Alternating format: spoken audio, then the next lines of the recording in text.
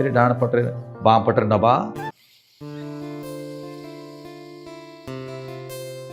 डाण पटे छाड़